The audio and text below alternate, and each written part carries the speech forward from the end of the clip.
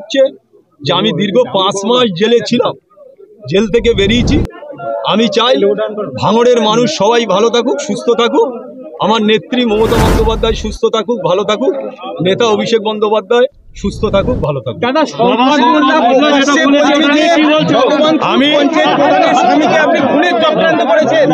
আমি শুনুন, এখানে যেদিন এই খবরটা বার হয় সেদিন ঝড় বৃষ্টি ছিল, মিডিয়ায় কোনো খবর দেখতে পাইনি।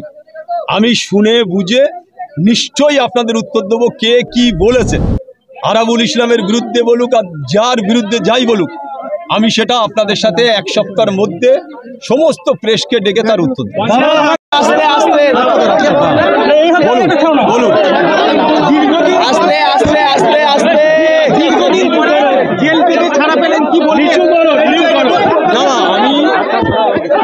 আমি এমনি অসুস্থ, জেলে বাইরে বেরিয়েছি, আমি অসুস্থ আছি। সুস্থ হলে দেশের লোকেদের নিয়ে ডেকে ভাঙড়ের সার্বিক পরিস্থিতি নিয়ে আমি কথা বলবো।